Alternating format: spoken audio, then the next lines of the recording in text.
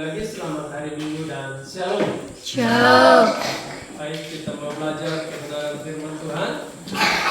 Firman Tuhan yang kita mau pelajari hari ini terambil di dalam Injil Matius pasalnya yang ke-12. Injil Matius pasalnya yang ke-12. Matius pasal yang ke-12 ayatnya yang ke-37. Matius pasal yang ke-12 ayatnya yang ke-37.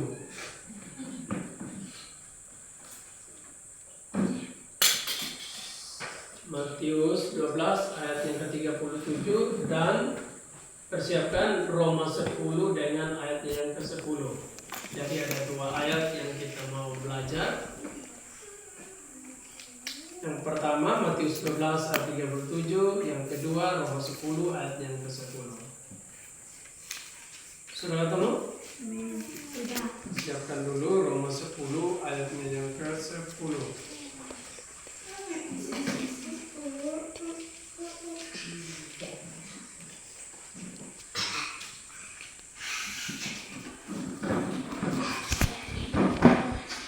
Sudah? Ya, saya baca Matius 12 ayatnya yang ke-37 berkata demikian. Karena menurut ucapanmu engkau akan dibenarkan, dan menurut ucapanmu pula engkau akan dihukum. Roma 10 ayatnya yang ke-10. Karena dengan hati orang percaya dan dibenarkan dan dengan mulut orang mengaku dan diselamatkan. Ya, terima kasih. Ada dua ayat yang kita mau pelajari pada saat persekutuan hari ini, yaitu di dalam Matius pasal yang ke-12 ayat yang ke-37 tadi berkata, karena menurut ucapanmu engkau akan dibenarkan, dan menurut ucapanmu pula engkau dihukum. Jadi saudara terkasih, tema kecil yang saya mau berikan kepada kita semua hari ini adalah mulutmu adalah harimau. Mulutmu adalah harimau. Jadi sekali lagi tema kecil adalah mulutmu adalah harimau. Saudara terkasih dalam Tuhan kita Yesus Kristus, ketika kita baca kebenaran firman Tuhan tadi, karena menurut ucapanmu engkau akan dibenarkan, dan menurut ucapanmu pula engkau akan dihukum. Jadi ketika kita membaca renungan firman Tuhan hari ini, yang paling kita renungkan dalam kehidupan kita, saudara terkasih dalam Tuhan, itu apa yang kita ucapkan ketika kita berada di dalam Kristus Yesus. Ketika kita sudah berada di dalam Tuhan kita Yesus Kristus, mulut kita setiap hari ini berkata apa? Ini yang selalu sekali sering sering sekali saya sampaikan, dan tidak bosan-bosan sampai tahun 2026 ini saya masih terus menyampaikan kebenaran ini, yaitu mengapa kita mau menjadi orang yang percaya. Mengapa kita mau percaya bahwa Yesus adalah Tuhan, bahwa Yesus adalah juru selamat kita. Mulutmu adalah harimaumu.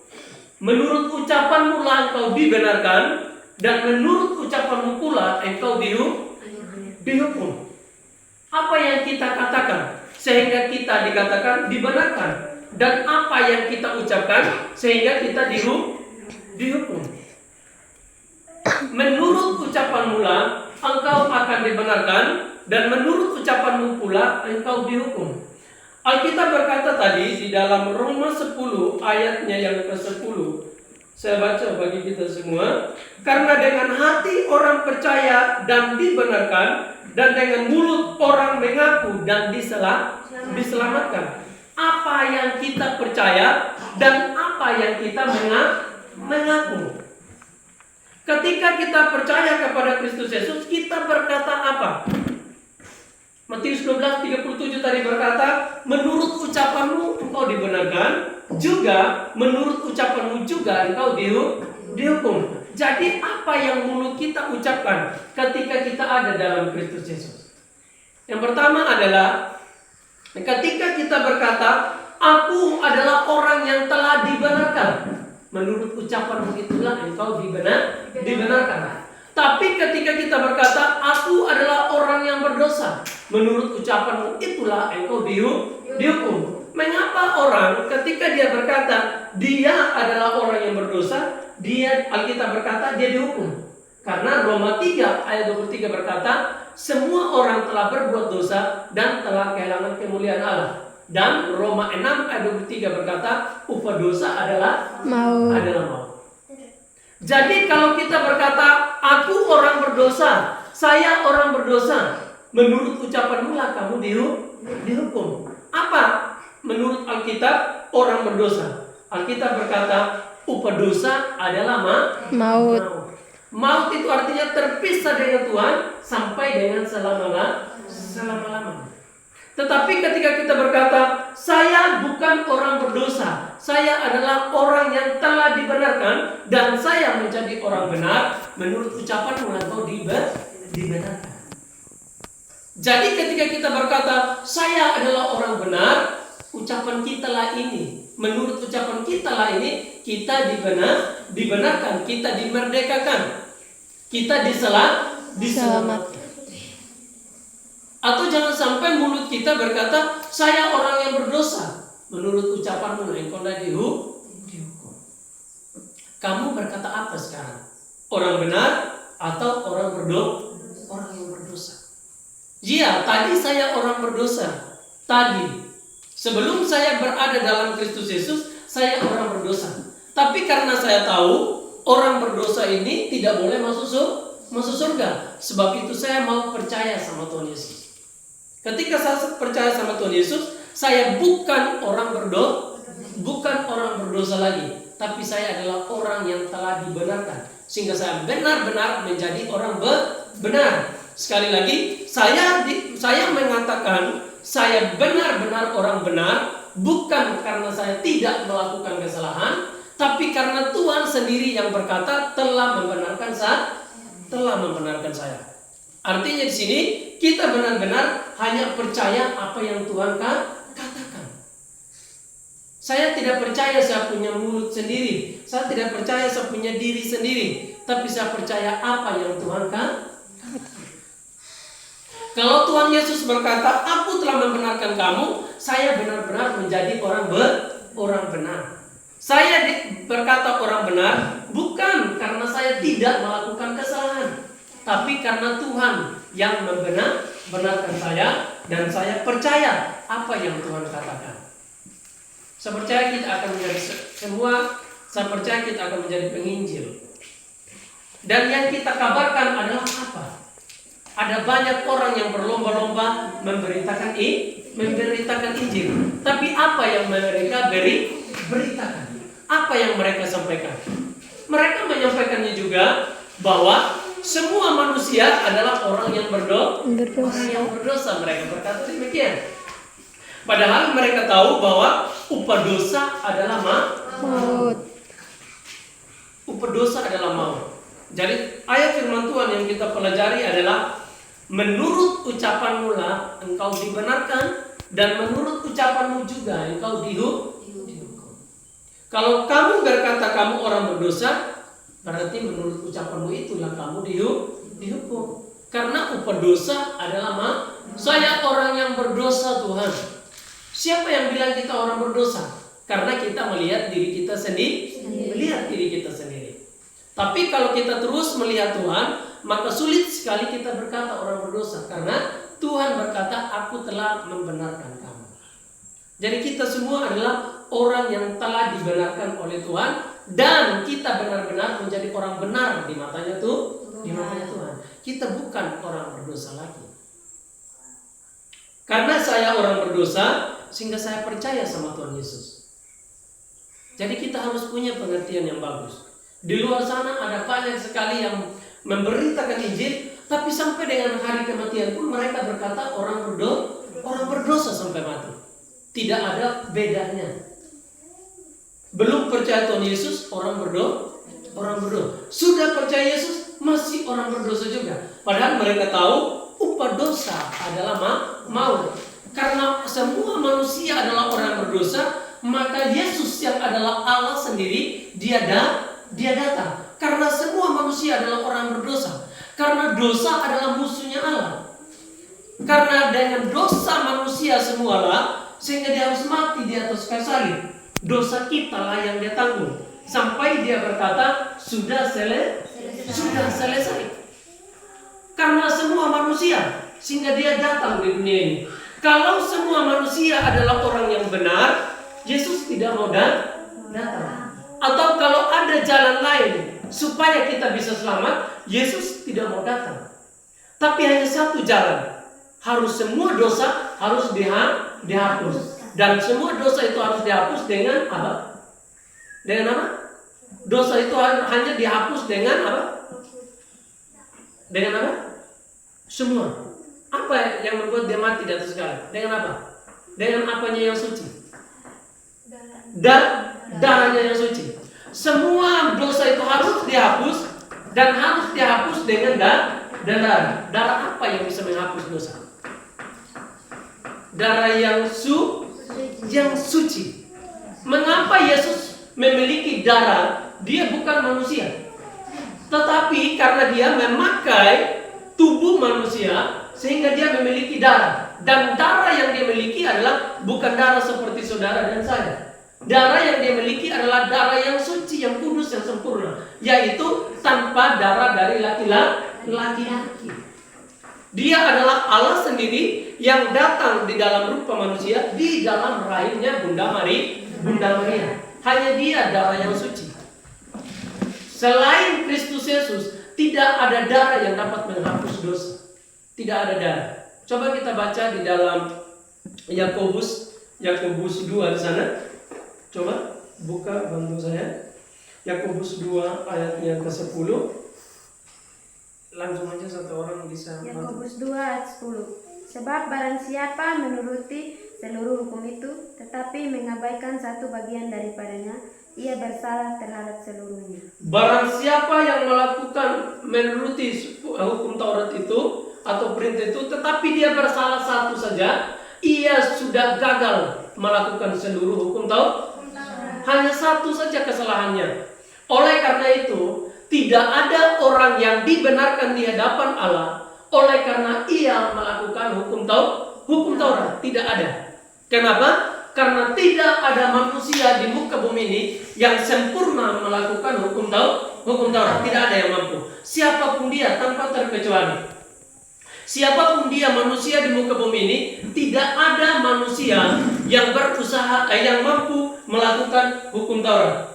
Kalau orang itu berusaha untuk melakukan hukum Taurat, untuk dia benar di hadapan Tuhan, dia memperoleh kutuk karena dia tidak mampu melakukannya. Salah satu ayat yang sudah dibacakan oleh saudara kita, Ince tadi adalah, satu kali lagi dibilang apa?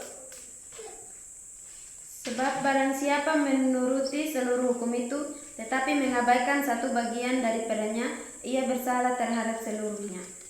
Barang siapa yang berusaha menuruti hukum itu berbicara tentang 10 hukum Taurat atau 613 hukum itu. Barang siapa yang berusaha untuk melakukan hukum itu, tetapi dia bersalah satu saja dari hukum itu, dia gagal dari seluruh hukum Taurat itu. Jadi tidak ada satu orang di muka bumi ini yang dibenarkan di hadapannya Tuhan karena dia melakukan hukum Taurat. Tidak ada. Karena apa? Karena semua manusia gagal melakukan hukum Taurat. Oleh karena itulah Kristus Yesus yang adalah Allah, dia datang dan dia melakukan seluruh hukum Taurat. Hukum Taurat itu berada di dalam dia, di dalam Kristus Yesus itulah. Jadi barang siapa yang berusaha melakukan hukum Taurat, ia akan dikutuk, ia akan dihukum. Jadi kita jangan berusaha melakukan hukum Taurat supaya kita dibenarkan di hadapan Tuhan. Satu ayat lagi, Ince, tolong saya, Roma 3 ayat 20. Jadi tidak ada satu orang yang bisa dibenarkan di hadapan Allah oleh karena ia melakukan hukum Taurat. Tidak ada. Karena tidak ada yang dibenarkan di hadapan Tuhan karena melakukan itu. Baca satu. Roma 3 ayat 20. Sebab tidak seorang pun yang dapat dibenarkan di hadapan Allah oleh karena melakukan hukum Taurat. Karena justru oleh hukum Taurat orang mengenal dosa. Karena hukum Taurat itulah kita mengenal Dosa. dosa. Kalau orang ini dia marah, dia sempat emosional. Oh, ya memang semua manusia seperti ini. Oh iya, semua manusia berusaha seperti ini. Tetapi kita tidak bisa berusaha untuk kita tidak marah supaya kita benar di matanya Tuhan. Tidak ada.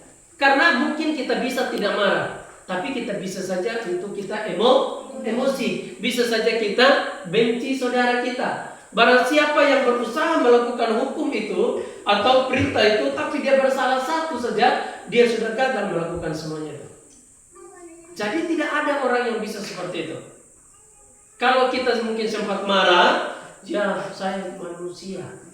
Tapi kita tidak boleh berkata ketika kita marah, ya Tuhan saya orang berdosa Tuhan. Tidak boleh. Orang yang berkata dia orang berdosa, tadi dikatakan itu menurut ucapanmu lah kau dihukum. Ya siapa bilang kamu orang berdosa? Apakah karena kamu marah? Apakah karena kamu emosi? Sehingga kamu berkata kamu orang berdosa? Tidak. Dari buahnya kamu dikenal. Kalau orang ini marah, tadi dikatakan justru karena hukum Taurat kita mengenal hukum Taurat.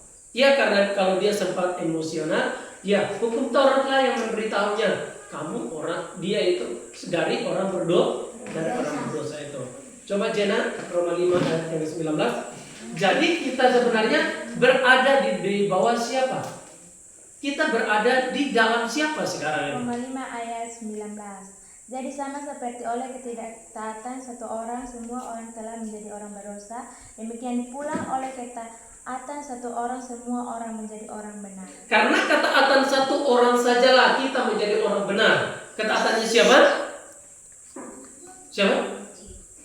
Tuhan ya, Tuhan Yesus. Bukan ketaatannya kita sehingga kita ini dikatakan orang benar di matanya Tuhan. Tapi karena ketaatan Kristus Yesus dan kita ada di dalam Kristus Yesus, sehingga kita dikatakan orang benar. Hanya karena ketaatan Kristus Yesus. Dia ketaatannya apa? Dia melakukan seluruh hukum Taurat. Sehingga kita dikatakan orang yang benar di matanya Tuhan. Bukan karena ketaatannya kita, tidak. Tidak ada orang yang dikatakan benar di mata Tuhan dengan ketaatannya. Tidak ada. Tidak ada satupun manusia yang bisa benar di mata Tuhan karena dia melakukan hukum Taurat itu. Kita baca satu ayat lagi, yaitu di dalam Yohanes 3 ayat 18. Nah ini kita sangat bersukacita ketika kita membaca ayat ini. Kita sangat berbahagia ketika kita sudah baca dari ayat yang pertama tadi. Satu orang baca Yohanes 3:18.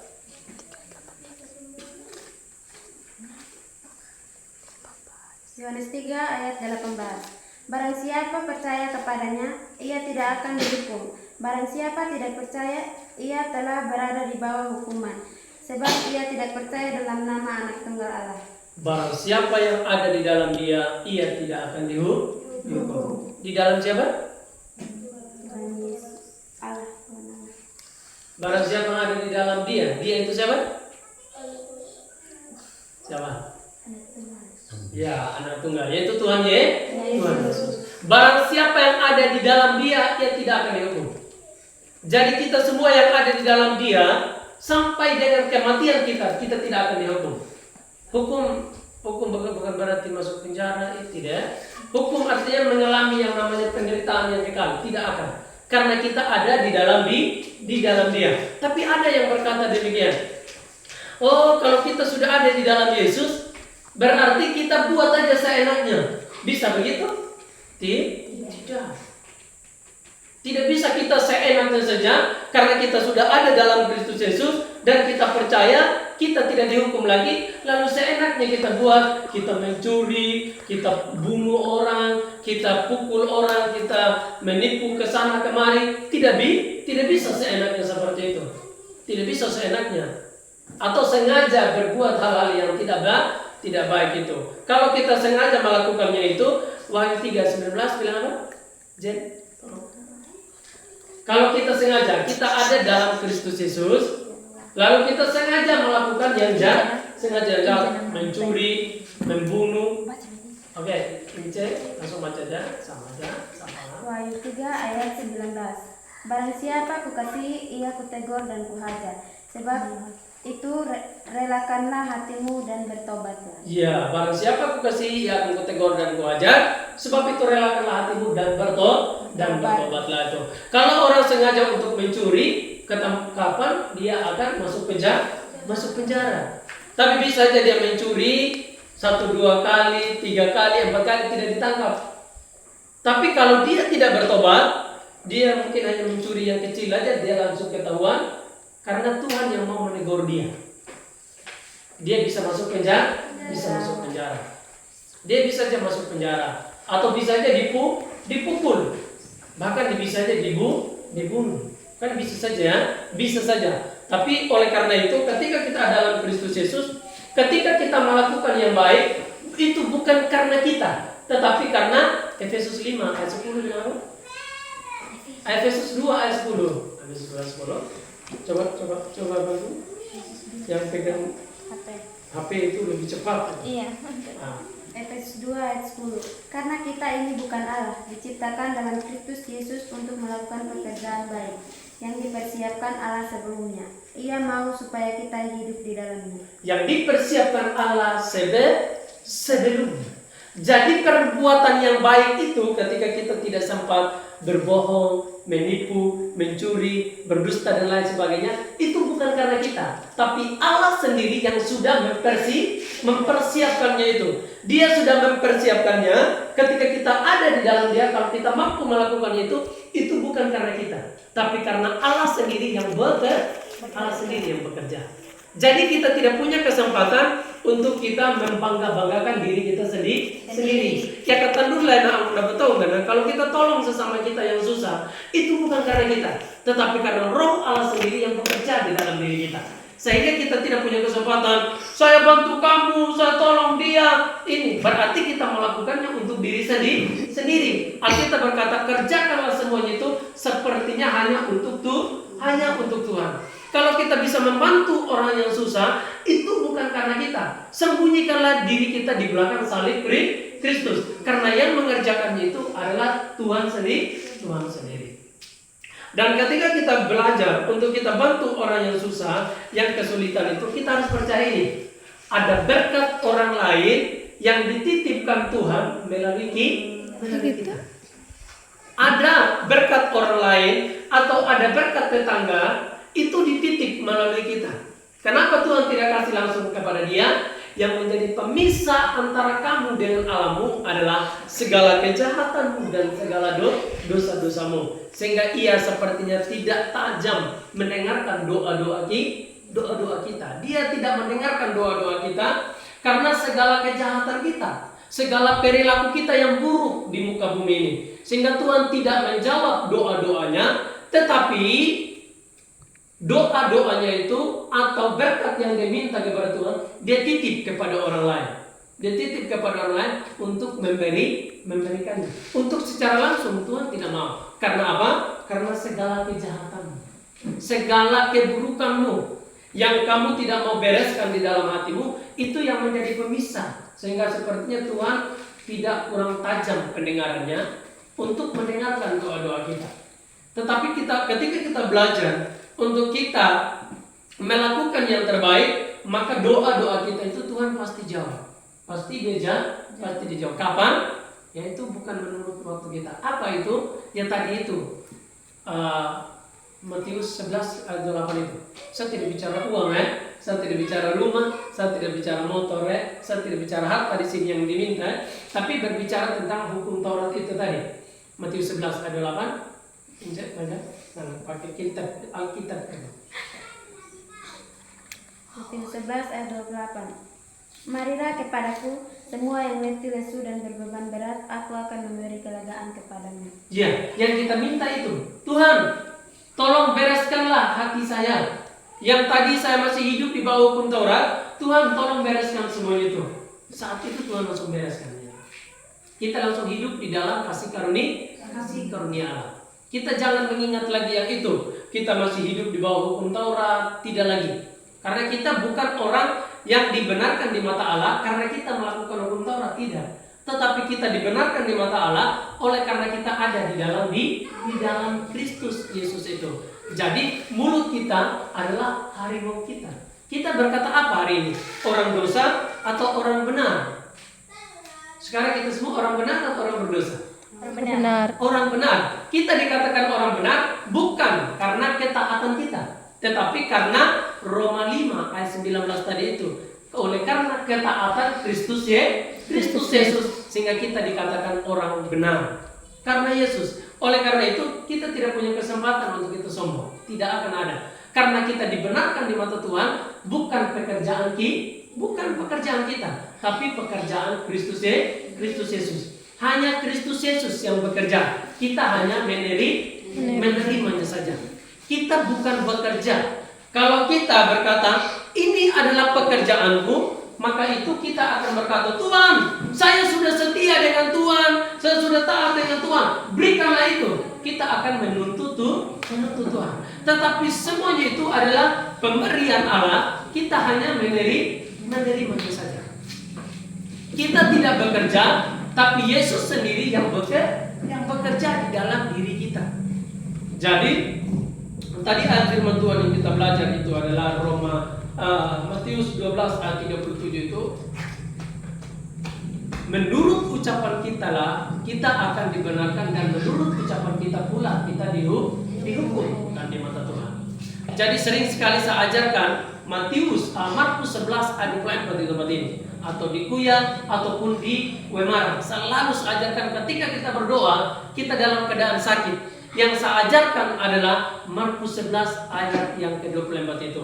Percayalah, satu orang bisa tolong di Markus 11 karena saya tidak begitu ikuti, tapi percayalah apa yang kita minta. Di dalam doa kita telah menerima.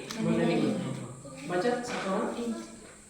Markus 11 ayat 24. Karena itu aku berkata kepadamu, apa saja yang kamu minta dan doakan, percayalah bahwa kamu telah menerimanya, maka hal itu akan diberikan kepadamu. Percayalah apa yang kamu doakan itu telah kamu terima, maka kamu akan memperolehnya. Kita berdoa kepada Tuhan bukan dengan iman kita, dengan kepercayaan kita, Tuhan nanti akan menyembuhkan, tidak. Tapi kepercayaan kita berkata, Tuhan sudah menyembuhkannya. Buka mata masih sakit, silakan. Tapi iman kita percaya bahwa kita sudah sembuh di dalam Kristus Yesus. Maka ketika kita pegang itu, maka kita akan melihat dari apa yang kita imaninya itu.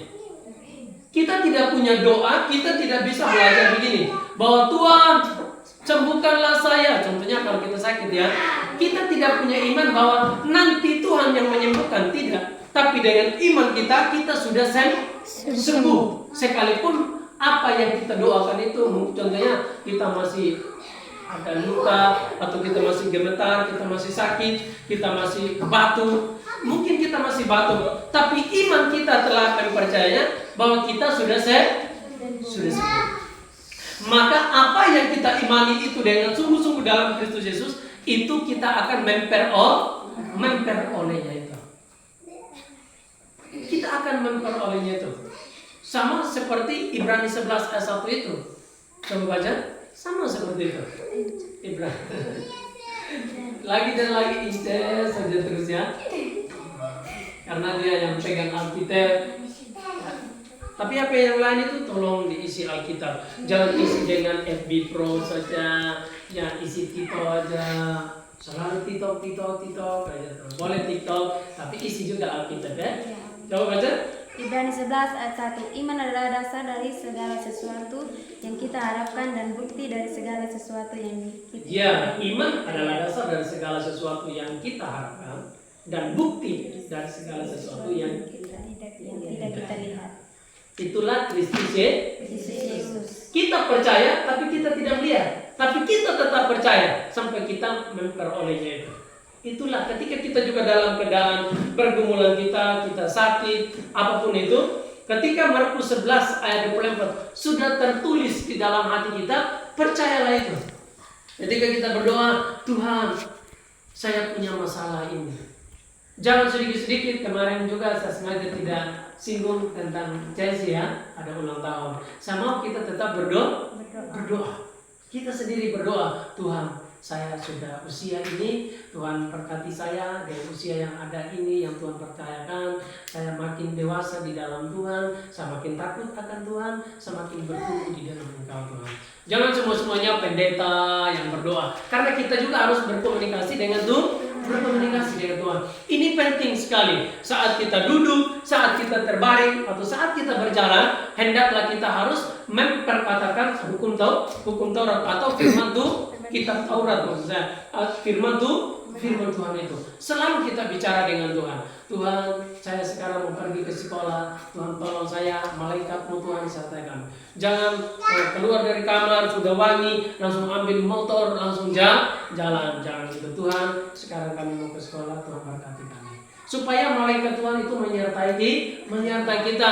Kecelakaan, semuanya itu Tuhan halaukan dari kita. Kita akan pergi dengan baik dan kita akan pulang dengan baik. Tuhan tolong saya mau ke sekolah, berkati saya di sekolah, berkati juga guru-guru yang mengajar kami, berkati juga perjalanan pergi kami, perjalananku pulang tiba dengan selamat di tempat ini.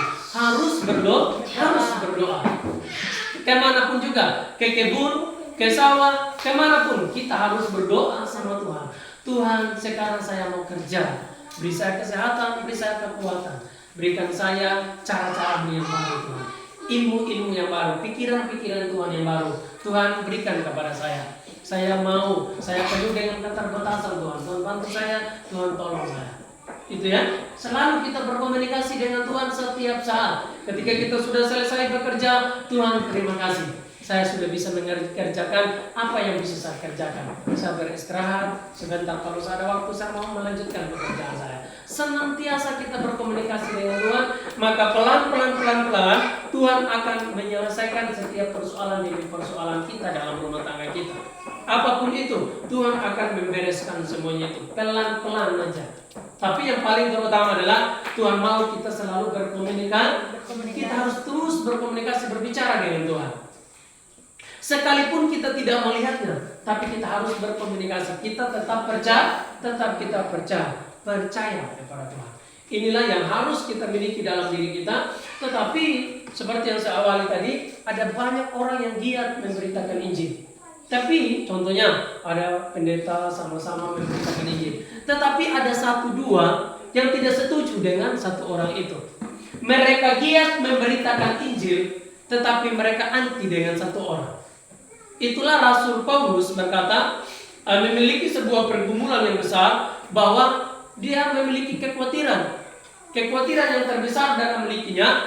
Mereka sama-sama memberitakan Injil, tapi orang-orang yang lain mereka tidak suka dengan Paulus.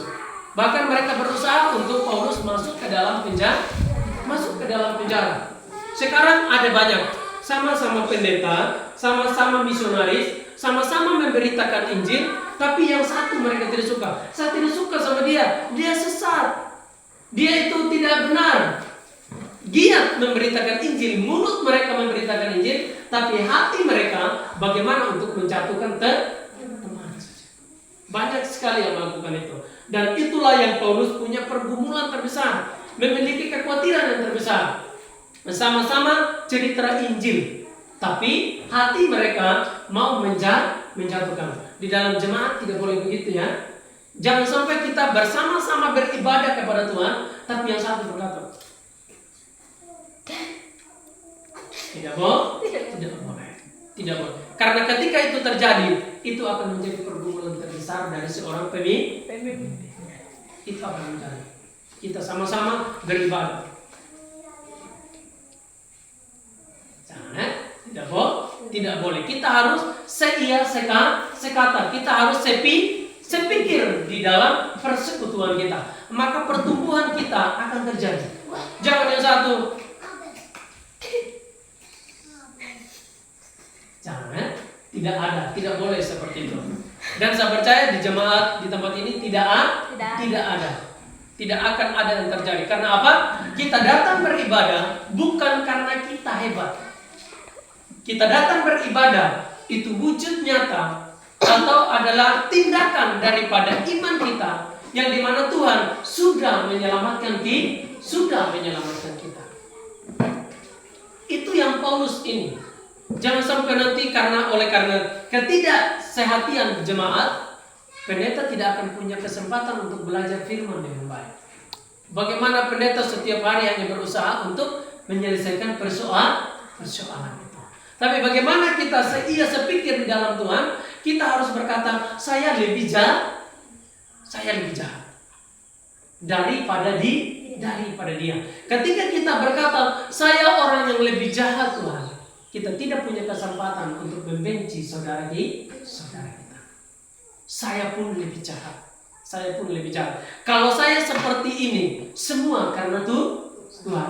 Kenapa dia seperti itu? Karena dia belum mengerti Tuhan dengan baik saja. Dan saya tidak mungkin membenci dia, karena dia hanya saja belum mengerti firman dengan baik. Yang kita lakukan adalah bagaimana kita saling berkomunikasi firman Tuhan. Kita saling menasihati satu dengan yang lain. Kita saling menyampaikannya, saling memotivasi, dan saling kita mendoakan. Kalau kita berkata doa orang benar besar kuat, berarti ada doa orang berdoa. Alkitab bilang begini, doa orang benar besar kuasanya. Doa orang berdosa tidak. Siapa orang berdosa? Coba. Orang-orang yang belum percaya. Ya, yang pertama, orang yang belum percaya itu benar. Yang kedua, masih ada orang berdosa. Siapa? Yang pertama itu betul. Orang berdosa adalah orang yang belum beriman kepada Kristus Yesus. Yang kedua, ada orang berdosa. Orang berdosa itu tadi yang dibacakan oleh Ica. Coba baca ulang.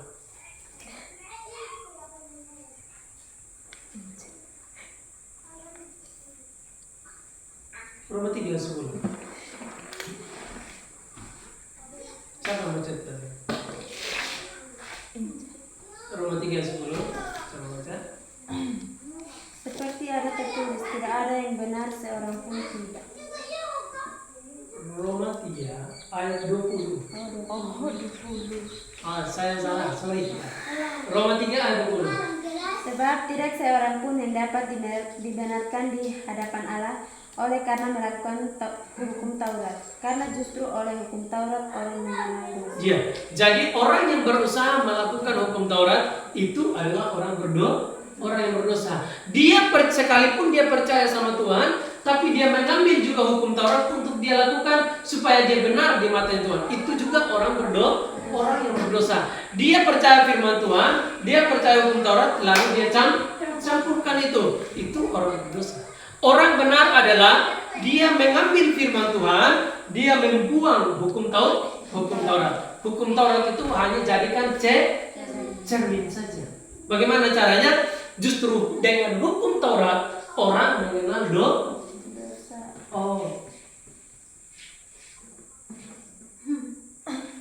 Tapi cermin tidak dapat membersihkan kita. Tapi dia hanya memberitahukan itu. Kamu seperti itu karena kamu dulu orang berdosa. Hanya memberitahukan. Ada tidak yang pakai lipstik sampai begini, lalu gini? Itu sampai sini, langsung cermin membersihkan, bisa? Tidak. Karena cermin itu hanya memberitahukan aja. Hukum Taurat hanya memberitahukan kita bahwa ketika kita sempat melakukan yang salah, inilah manusia. Karena dulu manusia adalah orang berdosa. Hukum Taurat hanya memberitahukannya saja. Kalau sudah salah gunting, cermin, aduh. Jadi salah gunting menyesal berapa lama? Salah gunting menyesal berapa lama? 1 bulan lah ya, atau 2 bulan. Kalau dia punya pigmen lambat tumbuh, dia paling 2 bulan. Jadi kalau salah gunting itu menyesal 1-2 bulan. Tapi kalau salah menikah menyesal berapa? Seumur hidup. Karena tidak boleh cerai. Tidak boleh cerai. Jadi kalau sudah salah nikah, menyesal seumur hidupnya. Tetapi bisa diperbaiki di dalamnya. Jangan sampai punya televisi di sini. Punya televisi. Kalau televisinya ince punya sekarang apa yang dilakukan? Perbaiki. Bukan ambil televisinya banting, bukan begitu. Ada kesalahan di dalam rumah tangga, bukan perceraian yang diambil, tetapi memperbaiki kesalahan itu. Oh, saya salah. Kita harus saling mengakui kesalahan. Oh, saya salah juga. Tadi saya emosi, saya ada capek. Tiba-tiba Rambu juga omong begitu memang saya. Jadi saya ada capek. Jadi maaf ya, saya salah. Tadi ada yang buat emosi juga saya di sana di kebun. Tiba-tiba orang punya sapi itu ada masuk di sana. Jadi saya ada emosi tadi, jadi Rambu juga tidak langsung kasih saya air minum. Jadi saya emosi ya. Maaf. Iya, habis datang juga langsung minta aja. Pikir saya ada diam di rumah. Ada perempuan juga bilang begitu ya. Lalu laki-laki juga bilang begini. Perempuan juga harus bilang begini. Iya, tadi saya juga lagi ada sibuk juga, ada cuci baju, ada urus anak. Jadi tadi saya juga sempat emosi juga. Maafin saya. Itu akan terjadi yang baik. Jangan sudah malam langsung cerai kita. Jangan. Apa yang dipersatukan Tuhan tidak dapat dipisahkan oleh manusia. Itu banyak dikotbahkan saat pernikahan ya. Tetapi juga maksudnya gini tuh, yang paling pertama, apa yang dipersatukan oleh Tuhan itu tidak dapat dipisahkan oleh manusia. Gini maksudnya. Jadi ketika kita sudah menjadi satu dengan Tuhan, kita tidak bisa keluar dari itu, atau terpisah dengan Tuhan oleh karena hukum agama itu tidak bisa. Tapi yang banyak disampaikan, apa yang dipersatukan Tuhan tidak dapat dipisahkan oleh manusia, itu disampaikan kadang di banyak pernikahan itu. Dan yang sudah menikah di sini,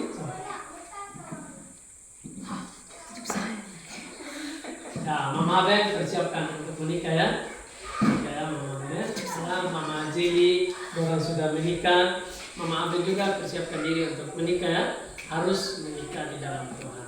Jadi pergumulannya Mama Aben adalah sekarang Mama Aben punya iman di dalam Kristus Yesus. Bapak Aben belum. Jadi dia punya pergumulan yang besar.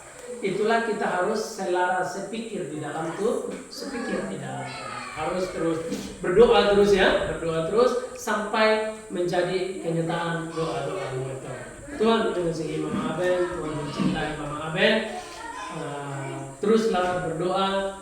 Dan ketika memang ada sesuatu yang mau disampaikan kepada kami pihak gereja, sampaikan kepada kami. Kami akan siap untuk menolong itu. Jadi saudara yang terkasih dalam Tuhan kita Yesus Kristus, ketika kita ada di dalam Kristus Yesus, sekarang kita mau berkata apa?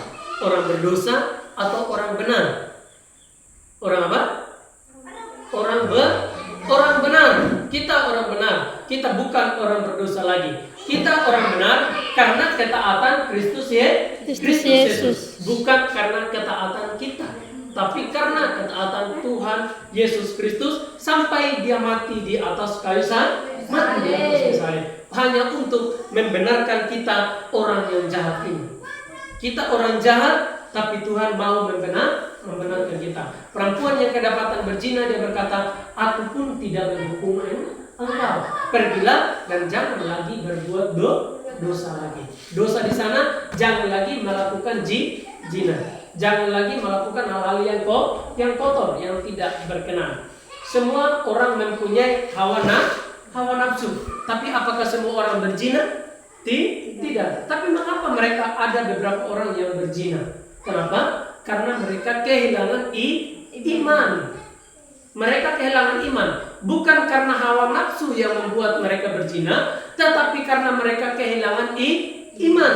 Hawa nafsu, semua manusia memiliki hawa nafsu, tetapi karena mereka memiliki iman di dalam Kristus Yesus, mereka tidak mungkin melakukan sesuatu yang tidak benar di mata Tuhan. Karena mereka memiliki iman. Ketika mereka kehilangan iman, yang mereka lakukan adalah, Tuhan, tadi saya kehilangan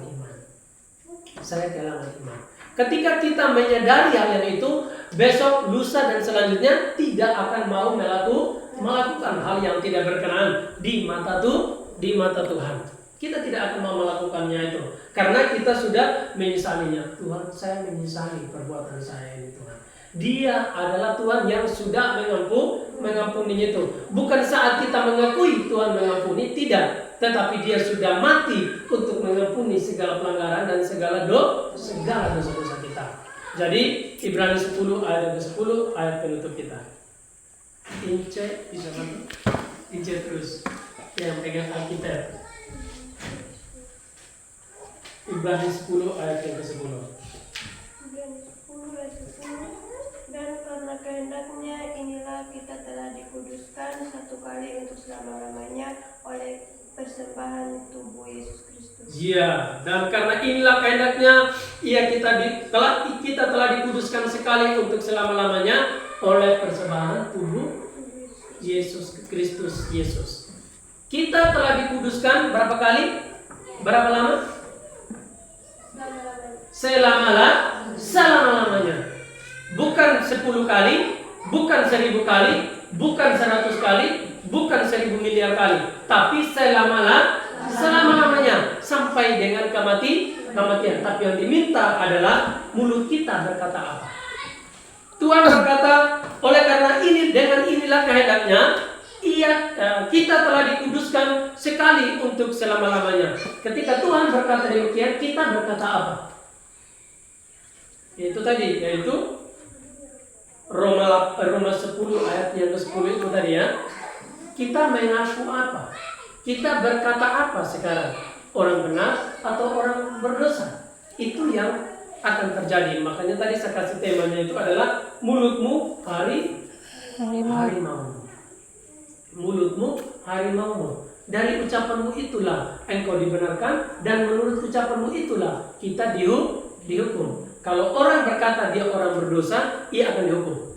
Kalau dia berkata dia adalah orang benar, ia akan dibenarkan di hadapan Tuhan. Tidak ada orang yang berkata orang orang berdosa, dia dibenarkan di matanya Tuhan. Tapi iblis bilang begini, kamu ini harus rendah hati di hadapan Tuhan. Pegang baik-baik kalimat ini. Iblis bilang begini, kamu harus rendah hati di hadapan Tuhan dengan kamu berkata kamu adalah orang berdosa. Jika kamu berkata kamu orang benar, kamu adalah orang yang paling sombong di muka bumi. Ini iblis bilang begini. Iblis itu adalah bapa dari segala pendusta. Dia memutar balik kebenaran karena dia tahu tentang kebenaran. Dia bilang begini, tidak. Jikalau kamu memakan itu, kenapa Tuhan melarang? Karena Tuhan tahu ketika kamu makan itu, kamu akan menjadi sama dengan Tuhan. Kamu coba makannya itu. Iblis itu memutar baliknya. Kamu tidak akan mati katanya ketika memakan buah terlarang itu.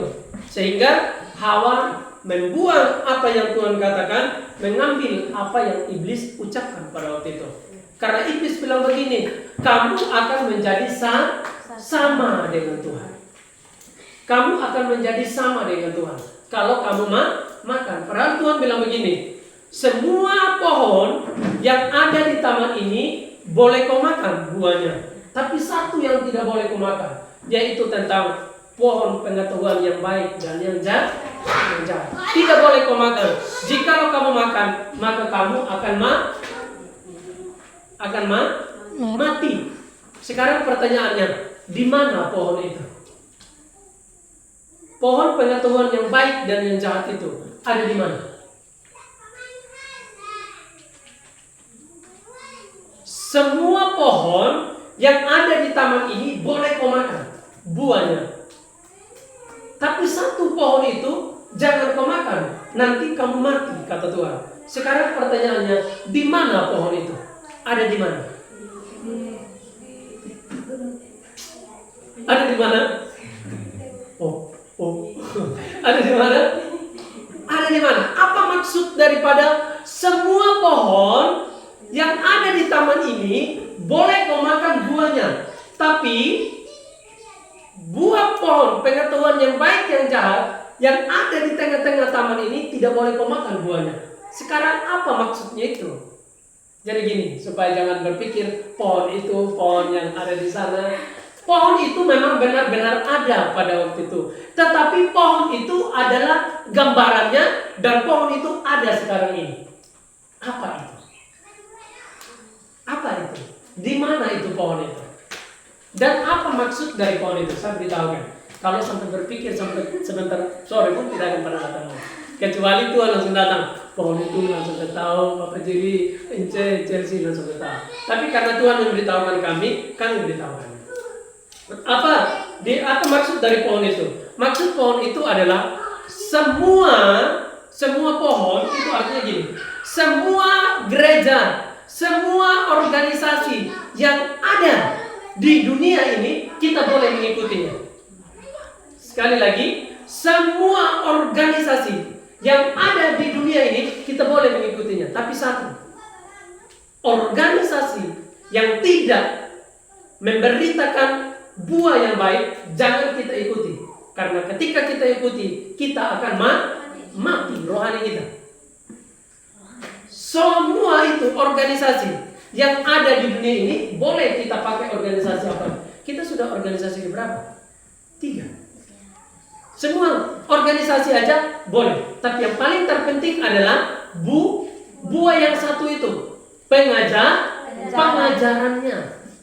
Yang satu itu tidak boleh kau makan. Kalau organisasi itu atau gereja itu atau sinode itu mengajarkan ajaran yang tidak benar, jangan kita ikuti. Kalau kita ikuti, kita akan mati. Rohani kita akan mati. Jadi tidak peduli nama organisasi kita apapun itu tidak menjadi masalah. Karena yang paling terpenting adalah pengajaran dari organisasi itu.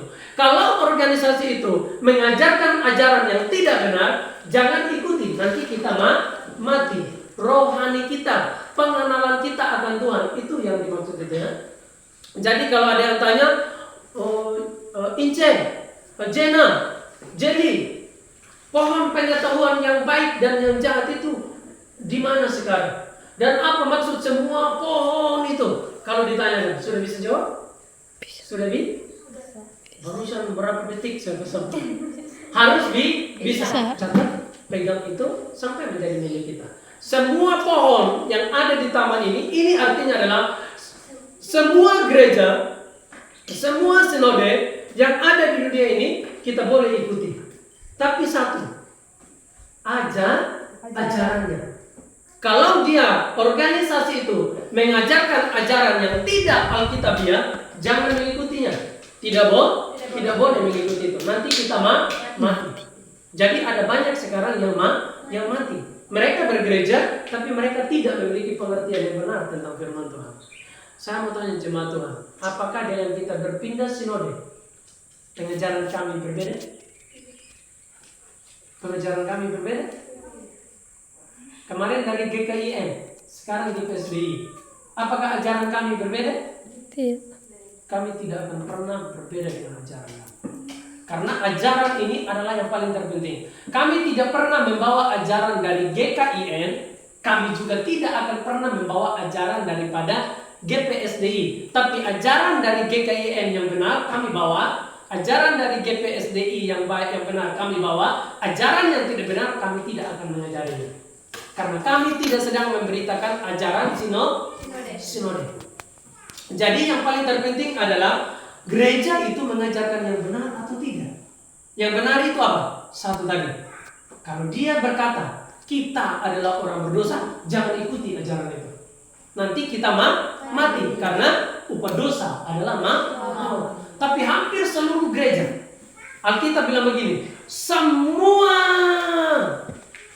Tapi ada satu ajarannya yang tidak berkenan, jangan makan. Semua ini, semua boleh. Termasuk yang di tengah itu tadi ya, boleh itu. Tapi ketika organisasi itu mengajarkan ajaran yang tidak benar, jangan diikuti. Jangan ikuti ajarannya itu. Mau dia GKIN, mau JKI, mau GPSDI, mau GKS, mau reformasi, mau organisasi apapun itu, Kalau ajaran itu mengajarkan ajaran yang tidak benar, jangan ikuti. Kita harus menyampaikan ajaran firman Tuhan. Jangan menyampaikan ajaran sekami dari kampus arah sama. Kalau saya dari staf Taruna Bakti Jogja, lalu saya menyampaikan ajaran itu, tidak. Sampai dengan hari ini, saya tidak menyampaikan ajaran dari Jogja, di mana tempat saya lulus. Saya tidak menyampaikan ajaran itu. Saya tetap menyampaikan ajaran Alkitab. Alkitab bilang apa? Ini yang kita sampaikan kepada pengikut kita. Tapi hari-hari ini orang berkata, kita orang yang berdosa sampai mati.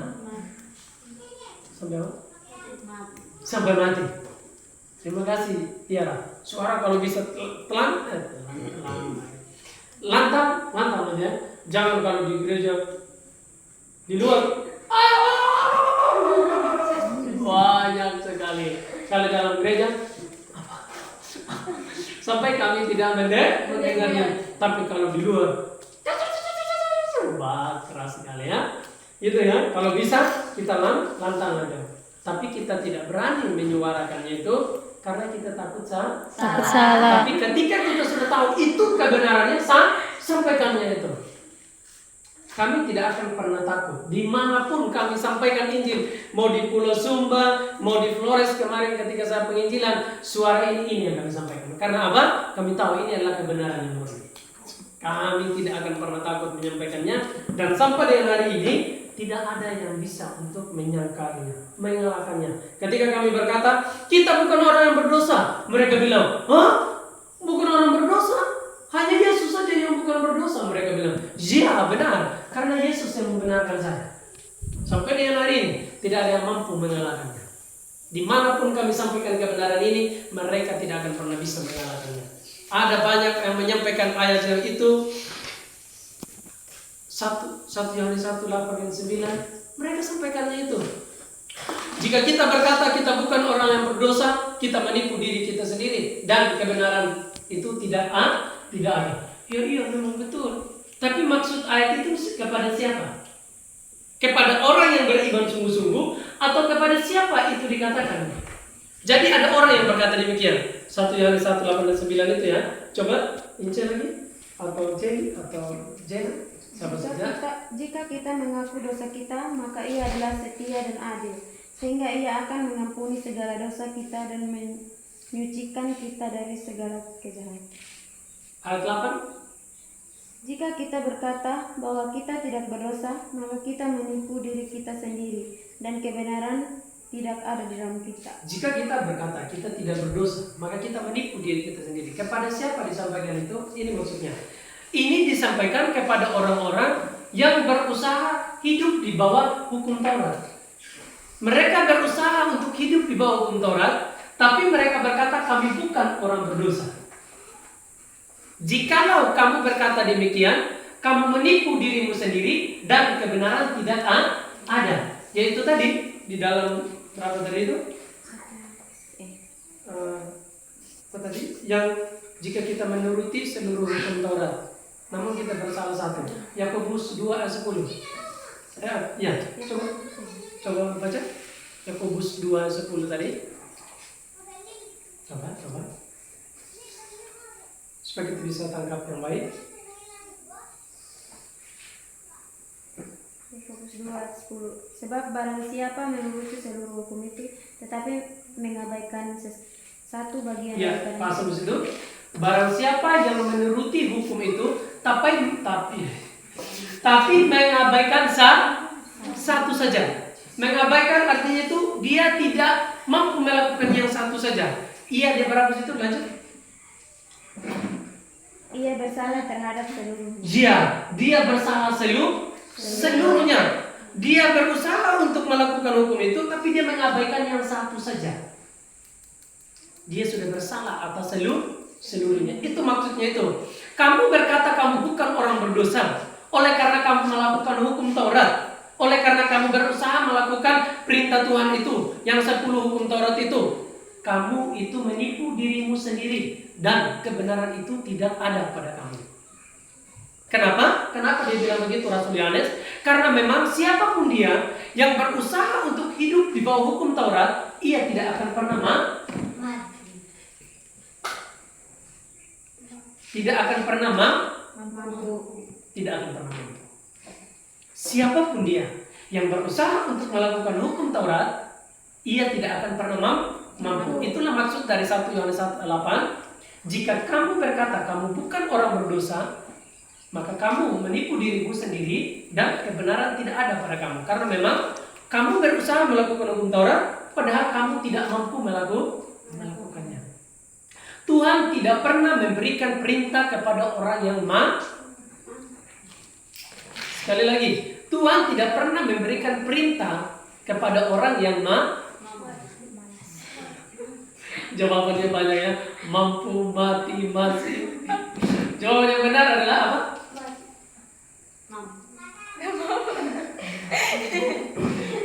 Itulah yang saya takut. Kalau Pak Henok yang datang dibikin lucu, dia bisa tertawa, bisa lupa kembali dia punya ini. Tuhan tidak pernah memberikan perintah untuk dilakukan oleh orang yang ya.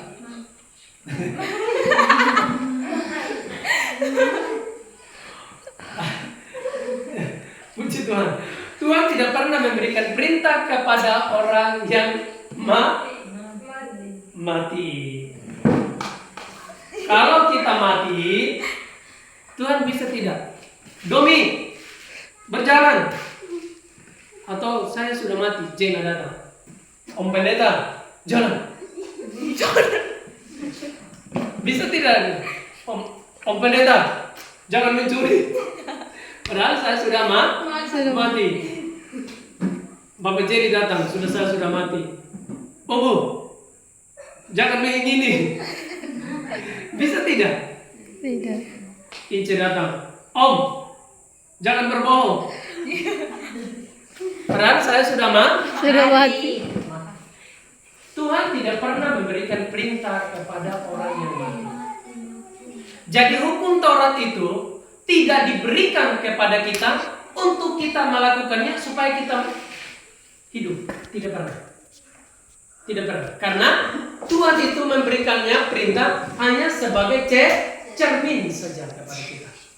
Hukum Taurat diberikannya bukan supaya kita melakukannya. Ulangi lagi Roma 3:20.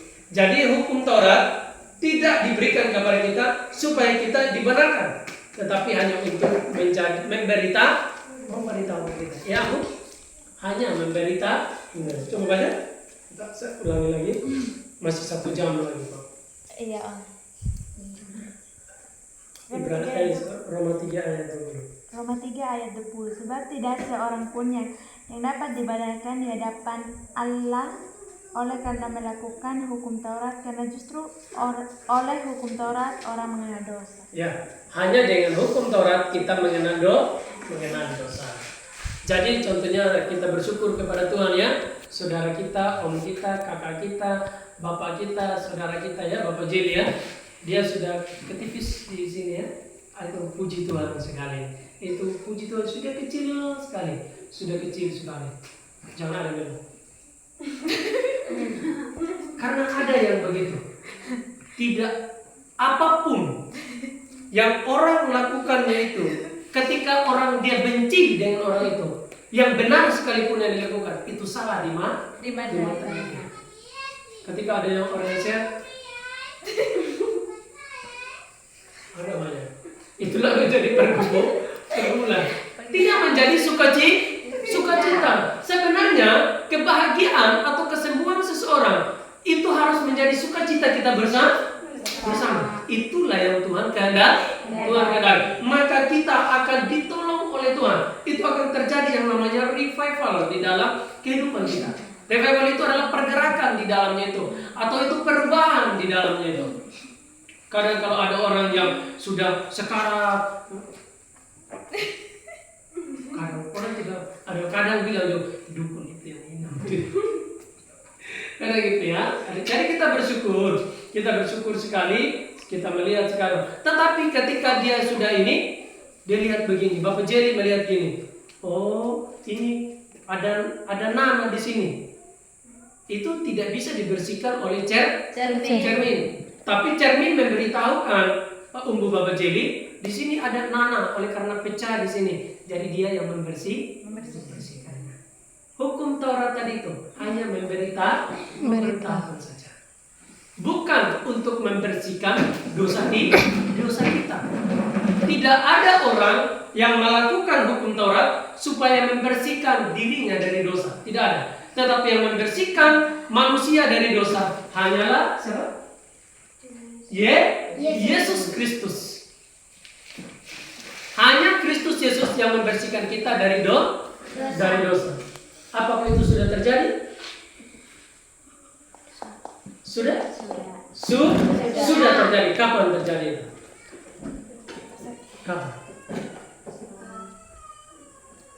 Kapan terjadi? Dosa kita dibersihkan itu kapan? Berani berbicara aja, jangan sampai mulutmu harimau. Coba, kapan itu terjadi? Kapan? Di atas kayu salib. Sudah selesai. Di mana? Di atas kayu salib. Di atas kayu salib dia berkata sudah selesai. Sudah selesai apa? Dia menanggung dosanya dulu. Apakah saya sudah lahir? Belum. Kenapa sudah tahu? Kenapa dia sudah tanggung? Saya belum lahir. Tuhan Yesus mati di atas kayu salib 2025 tahun yang lalu. Saya sudah lahir? Belum. Tapi kenapa dia sudah tanggung juga? Dia tahu saya akan dilahirkan di dunia ini, dan dia tahu saya akan menyakiti hatinya dia, dan dia mati di atas kayu salib untuk menanggung saya. Ya, dia berkata dia sudah selesai menanggung segala pelanggaran dan segala dosa kita. Jadi kita paling hopeless, paling bahagia sekali sekarang. Tapi satu yang kita harus miliki, jangan lagi kita berkata kita orang berdosa. Jangan sampai dengan kita berkata orang berdosa itu menjadi harimau kita. Harimau kita, yaitu Roma 6 ayat 23 bilang apa tadi? Roma 6 ayat 23. Apa artinya? Sebab upah Dosa maut. Kalau sudah Roma 6 ayat 23. Sebab upah dosa adalah maut. Jangan mau dibilang orang berdosa. Jangan lagi ya. Jangan mau. Dan jangan mau berkata orang berdosa saya. Saya orang berdosa. Jangan. Karena itu adalah caranya iblis untuk memutar balik kebenaran di dalam diri kita. Kita adalah orang benar karena ketaatan Yesus. Bukan karena ketaatan kita, tapi karena ketaatan Kristus Yesus. Jadi yang selalu kita bicarakan adalah semua karena Tuhan Yesus. Bukan karena saya, bukan karena pendeta. Tetapi penting seperti yang tadi itu. Semua pohon yang ada di taman ini boleh kau makan buahnya, tapi satu pohon yang ada di tengah-tengah taman ini tidak boleh kau makan. Nanti kau makan, kau akan mati. Jadi itu semua organisasi, semua gereja apapun yang ada di dunia ini boleh kita berada di bawah gereja itu. Tapi yang paling terpenting adalah gereja itu mengajarkan yang hidup atau tidak. Jangan sampai gereja itu juga mengajarkannya kita orang berdosa. Kalau gereja itu, organisasi itu mengajarkan ajaran yang tidak benar, jangan ikuti itu. Jangan kita pergi di gereja itu karena gereja itu dekat dengan kita. Jangan mau. Sekali lagi dekat. Jangan kita pergi di gereja itu karena gereja itu dekat dengan kita. Tapi kita harus pergi di gereja itu karena gereja itu mengajarkan ajaran yang benar. Sekalipun dia jauh, tapi gereja itu mengajarkan yang benar. Sehingga saya mau, kita jangan mau bergereja di tetangga kita karena itu adalah dekat dengan kita, atau karena pendetanya adalah saudara kita. Jangan mau. Yang paling terpenting adalah apakah gereja ini, organisasi ini mengajarkan yang benar. Ini yang paling terpenting. Jangan sampai gereja ini sekalipun dekat dengan kita, tapi dia mengajarkan yang tidak benar. Ini tidak bagus. Tidak boleh. Yang Tuhan Yesus lakukan kurang lebihnya itu 3,5 tahun adalah pengajaran. Sehingga kami sampai dengan hari ini dari 2017 sampai dengan hari ini ajaran kami tidak akan pernah berubah. Ajaran kami tidak berubah. Ada berubah sinode berubah ya, berubah. Tapi ajaran kami tidak pernah berubah. Boleh organisasi berubah, tapi pengajaran tidak boleh berubah. Pengajaran tidak boleh berubah. Pengajaran itu penting karena itulah yang membawa kita dalam kehidupan. Itu yang paling penting. Jadi saudara terkasih dalam Tuhan, yang pertama tadi Matius 12 ayat 37, Roma 10 ayat yang ke-10, Yohanes 3 ayat yang ke-18. Itu coba ulangi. Ini benar-benar ayat yang menjadi penutup kita. Tadi saya bilang apa? Penutup tadi?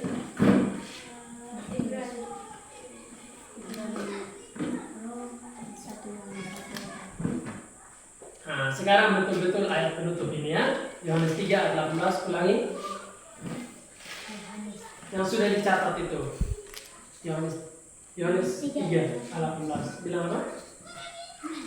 Barang siapa percaya kepadanya, ia tidak akan dihukum. Barang siapa tidak percaya, ia telah berada di bawah hukuman, sebab ia tidak percaya dalam nama Anak Tunggal Allah. Ya, tidak percaya di dalam nama Anak Tunggal Allah. Dijawab oleh Bapak Jeli tadi. Ketika kita ada di dalam Anak yang tunggal itu, kita pasti kita selamat. Tidak akan tidak bisa selamat. Kita pasti selamat. Sampai dengan kematian kita, yang kita lakukan adalah jangan meninggalkan Yesus. Kita pasti selamat. Satu kali lagi, kita pasti selamat. Pasti selamat ketika kita ada di dalam Anak Tunggal Allah itu, atau di dalam Kristus Yesus. Yang sama dengan Roma 8 ayat 1 bilang apa? Yang sama itu, yang hampir sama, Roma 8 ayat 1 J. Demikianlah sekarang tidak ada penghukuman bagi mereka yang ada di dalam Kristus Yesus. Ya, tidak ada lagi penghukuman bagi mereka yang ada di dalam Kristus Yesus. Semua kita yang ada di sini, orang-orang yang ada di dalam persekutuan ini, ada di dalam Kristus Yesus, tidak ada penghukuman lagi. Tidak ada penghukuman lagi. Jadi kita harus bersukacita. Karena itu, kalau ada orang tua kita, saudara kita yang belum percaya, mari beritahu kepada mereka supaya mereka ada dalam Kristus Yesus. Mengapa memang kita harus ada dalam Kristus Yesus? Karena kita adalah orang berdosa. Kita harus ada dalam Kristus Yesus supaya kita menjadi orang benar. Karena kita tidak akan pernah bisa dibenarkan di matanya Tuhan dengan kita berusaha melakukan hukum Taurat itu. Hukum Taurat itu hanya memberitahukan kita bahwa kita adalah orang yang berdosa. Tapi hukum Taurat itu tidak akan pernah bisa membawa kita di dalam karya keselamatan itu. Kenapa? Karena tidak ada manusia yang mampu melakukan 10 hukum Taurat itu. Oleh karena itu, beritahukanlah kepada saudara kita, tetangga kita, kakak kita, nenek kita, bapak mama kita, kalau mereka belum ada dalam Kristus Yesus, beritahukanlah kepada mereka. Ketika mereka ada dalam Kristus Yesus, mereka pasti selamat. Dan ketika mereka tanya, mengapa kita harus percaya Tuhan Yesus? Karena kita orang berdosa. Dulu, sekarang ini saya bukan orang berdosa. Tetapi ketika kita belum ada dalam Kristus Yesus, kita orang berdosa. Karena kita orang berdosa, maka kita harus percaya sama Tuhan Yesus. Jadi ketika kita sudah percaya sama Tuhan Yesus, kita menjadi orang yang dibenarkan dan kita benar-benar menjadi orang benar. Amin. Untuk firman Tuhan, mari kita berdoa. Bapa Tuhan